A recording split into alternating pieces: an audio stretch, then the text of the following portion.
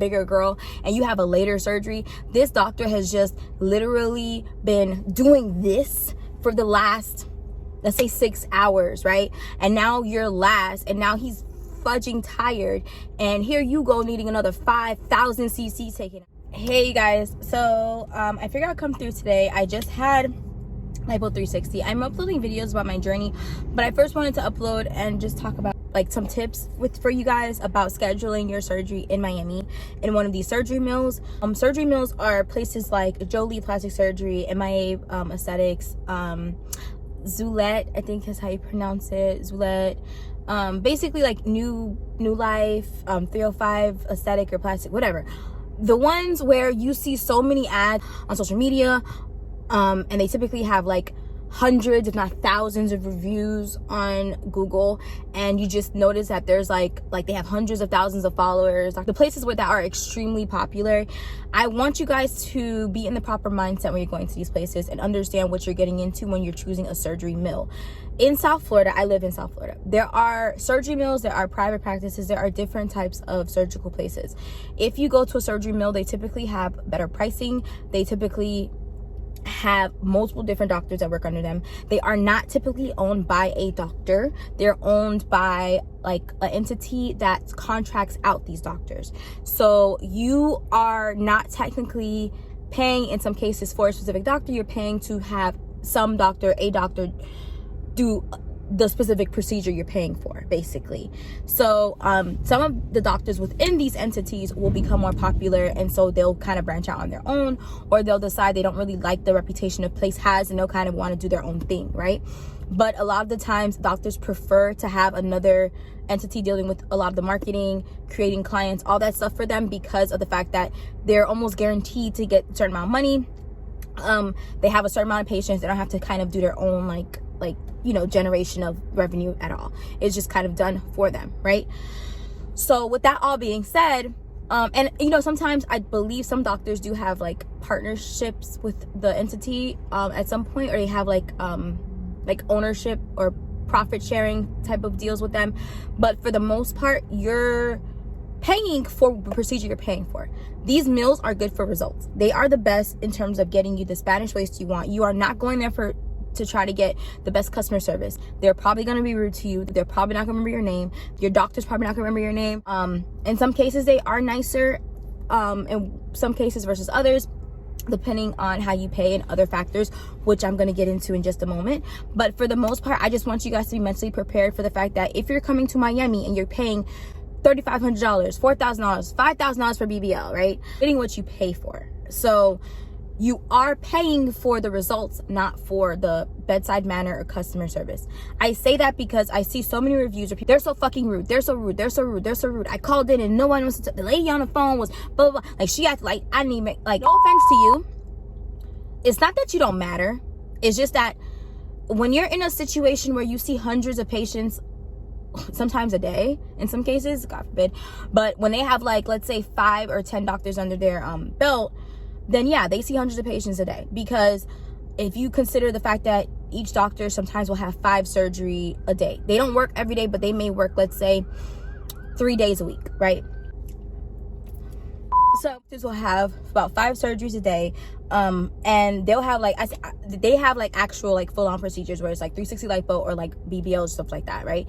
I think a lot of doctors prefer to like short, like easier surgery. So like BBL requires a lot of like arm strains. You're kind of really like, you're really sucking and having to maneuver things and flip people over and do all this stuff, and so it's very much a physical type of a surgery for doctors, which is why it's not unheard of for people to make mistakes. And don't forget, that goes into one of my tips later on. That's why you need to make sure you're one of earlier people, because anything that involves physical activity, think about if you're doing an arm workout for 5 hours or for 5 people, right? And depending on how big the person is, if you're a bigger girl and you have a later surgery, this doctor has just literally been doing this for the last, let's say 6 hours, right? And now you're last, and now he's fudging tired, and here you go needing another 5,000 cc taken out. Like, he is gonna make a mistake, but we'll talk about that later. Point is, for these mills, these doctors, they are, for the most part, since they do get about 5 surgeries a day, some of them will overbook them depending on how many other procedures and what type of other procedures they have. Like if they have like procedures that require less work, or if they have procedures that require more work, then they may be able to put extra people on them. These doctors and these people do not have time to be catering to each and every person, be nice to each and every person. I'm putting these tips together because I think people who aren't from here don't realize how the Miami culture is. I'm from Miami, and Miami is basically just New York South. What that means is that it may be sunny down here, it may be pretty down here, but the nicest thing about Miami is the weather. The people are very much cut and dry. And if you're coming down here for surgery and you're from, God forbid, if you're from the South or something like that, don't come down here expecting some super duper hospitality unless you've paid for it. Okay, so getting into the tips here, I wrote some down because I have ADHD and my brain's ability to remember certain things are like whatever. So or to stay on track is like non-existent. So I did write some things down. I'm gonna go through them. Tip number 1, research. You want to make sure you do your research the doctors, research the results that you want, not just, you know, doing blind researching of like random things. Figure out what matters most to you, as in like, do you care most about the booty or the stomach? If you're getting a BBL, I got lipo 360, so obviously my interest was in the stomach. I chose a place and a doctor based on a few things. For me, I was in a time constraint. I had to find a place in 2 weeks. So I literally booked my surgery the beginning of May, had my surgery by May 22nd. So I had about 2.5 weeks to like get my stuff together for my surgery, to get off of the meds that I was on for ADHD, to get off of the vitamins that I was on, to get my labs done and everything. So for me, the number one thing for me was a time constraint and also the results. I love my results as far as so far. I am 4 days post-op, and this time around I am very happy with where everything is so far. I am not completely out of the woods. Obviously, I'm still healing very much, so I'm not really taking pain meds that much. But anyways, the point is, rule number 1, do your research, base it off of the results that you want, base it off of reviews, look at what the surgeons have done, how surgeons are doing. For certain procedures, I think you should have a board, certified plastic surgeon. For others, I don't think a plastic surgeon specifically is as important, but I do think you should have a board certified like surgeon, general surgeon. Like, they should be certified to be able to perform surgeries on people, not necessarily a plastic surgeon. Again, specifically because for me, in my personal opinion, and what I've seen, for a lot of these mills have doctors who are there who are not board certified plastic surgeons. They're board certified surgeons, they're board certified general surgeons, they're board certified they are doctors. They're just not board certified plastic surgeons. And the discrepancy from what I've heard is that to be a board certified plastic surgeon, you have to have a certain you have to go through a certain number of hours of like certain surgeries, and they just haven't met those hours or something along those lines. I don't know.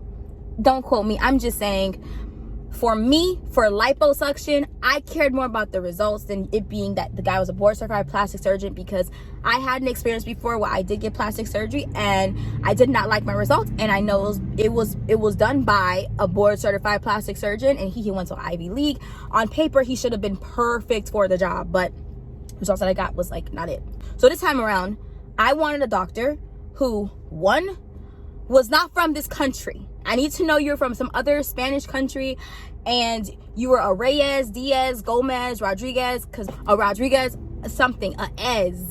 okay? And my doctor was Dr. Reyes, and he was awesome when I met him, by the way. He was really funny. I really liked him. So yeah, there's that. Number 2, once you decide on the place you're going to, get to know the people on the phone, get to know the people you're talking to, have them know you by name. I am so annoying, as you can probably tell based on how much I talk, darling. I'm annoying.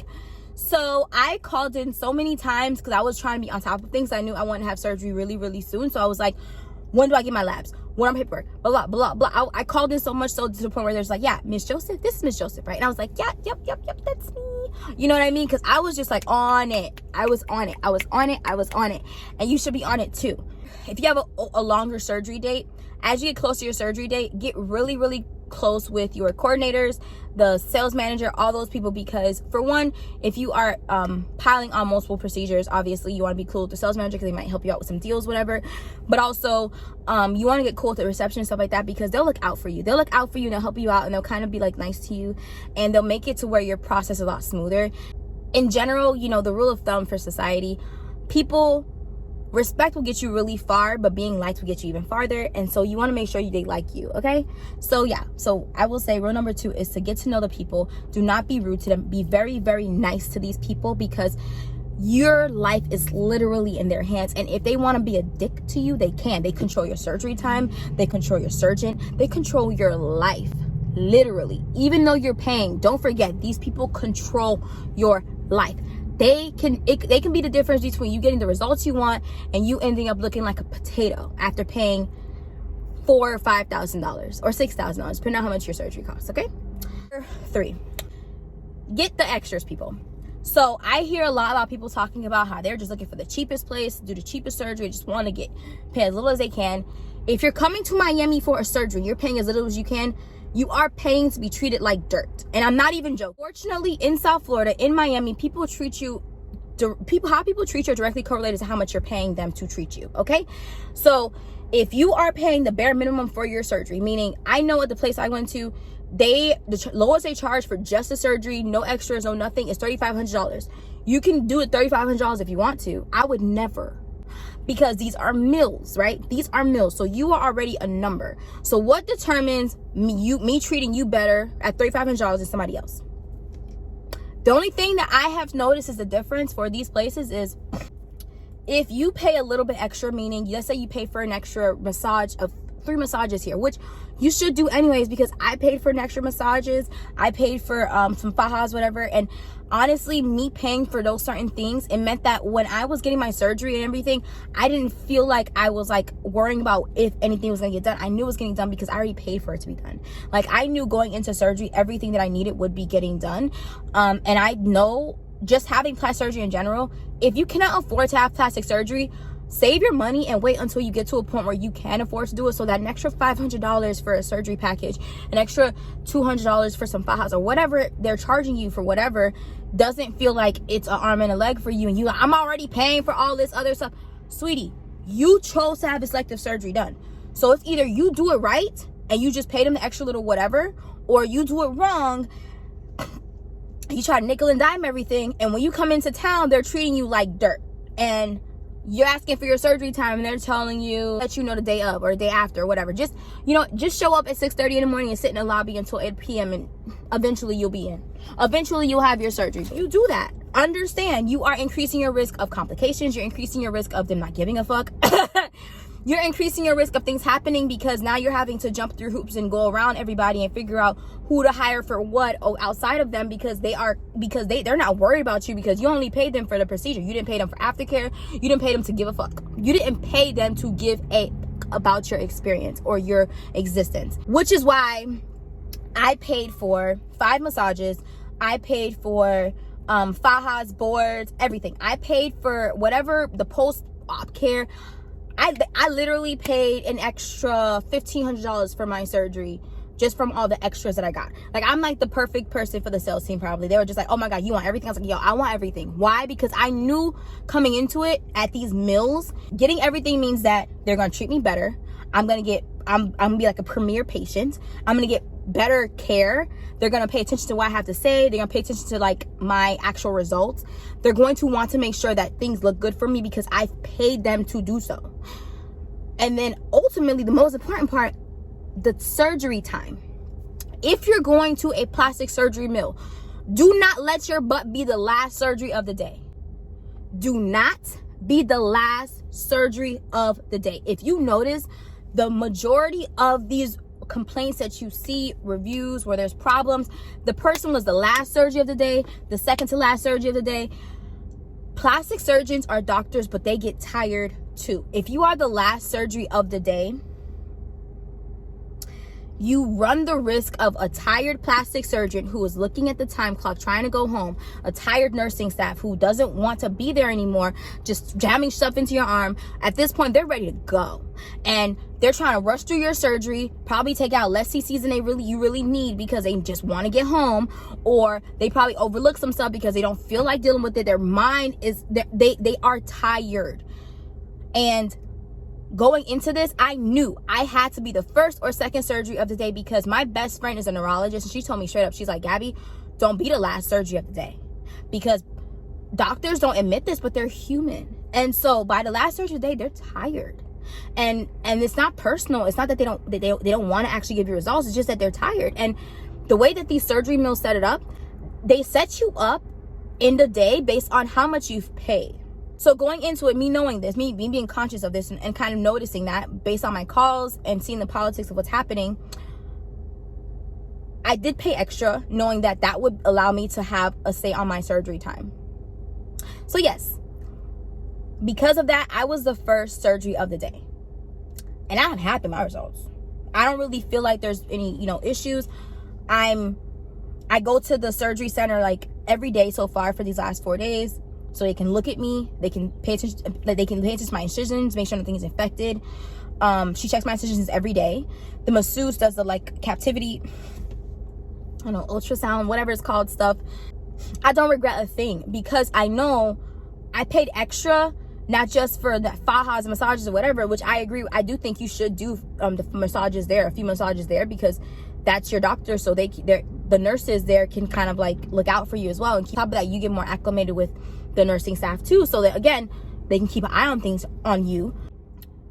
Me knowing that the day before surgery, the lady told me, she was like, yeah. I was like, so what time's my surgery? She goes, you're gonna be either 1 or 2, because there's you and one other girl who are who are special patients, and then after that there's 2 or 3 other girls who are kind of waiting. Whenever you guys are done, they'll have their surgeries too. She literally said, whenever you guys are done, they're gonna get their surgeries done.